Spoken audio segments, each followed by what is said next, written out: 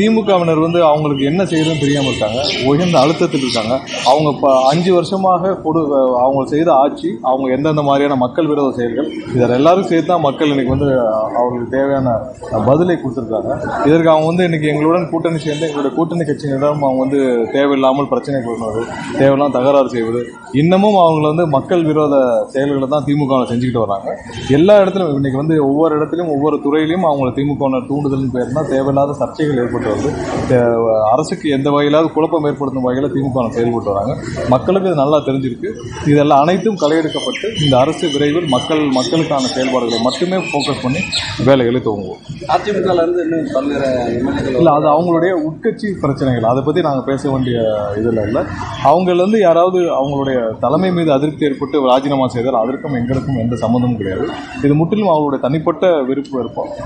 அதை பற்றி நாங்கள் பேச வேண்டிய கட்டாயம் இல்லை. வந்தவர்களை இல்லை, அவங்க ரிசைன் பண்ணிட்டு யாரெல்லாம் சேர்றாங்களோ அது அவங்களோட தனிப்பட்ட விருப்பம். சேர்றவங்களும் சேரான்றவங்க ஒவ்வொரு நாளும் பார்த்தீங்கன்னா இப்போ ஒவ்வொரு இடத்துலையும் எங்களோட நிர்வாகிகள் ஆயிரக்கணக்கானோர் அங்கங்கே ஒவ்வொரு சட்டமன்றத்திலும் சேர்ந்துட்டு இருக்காங்க.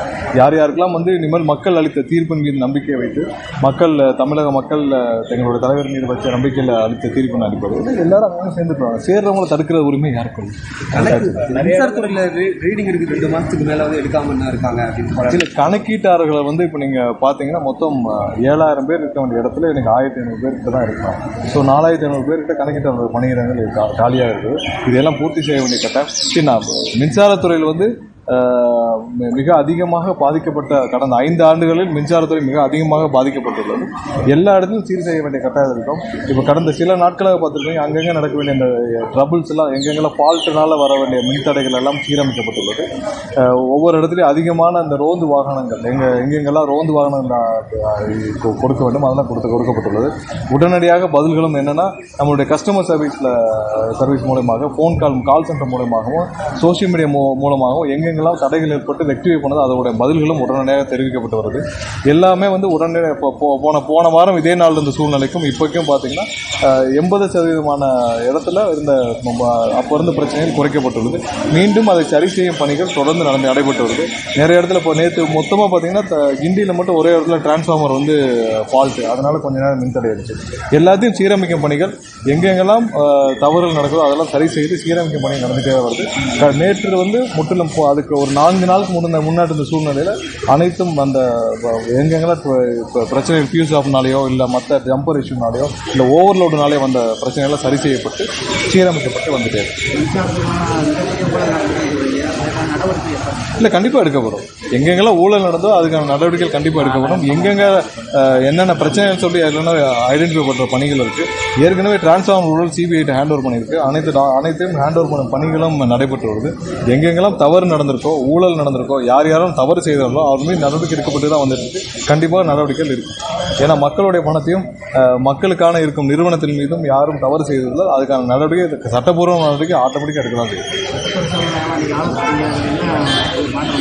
இல்லை, இப்போ இந்த வருடத்திற்கான நம்ம சட்டக்கல்லூரிகளுடைய இதில் நீங்கள் துவங்குறதுக்கான வேலை பணிகள், அது இல்லாமல் போன இதில் ஏபிபியோடைய அசிஸ்டன்ட் பப்ளிக் ப்ராசிக்யூட்டர்ஸ் நியமனங்கள் தொடர்பான விஷயங்கள், அது இல்லாமல் அடுத்து வர்ற ஒவ்வொரு டிஸ்ட்ரிக்ட் லெவலில் இருக்கிற வழக்கறிஞர்கள் நியமிப்பது, அது போன்ற பல ஆலோசனைகள் மேற்கொள்ளப்பட்டது.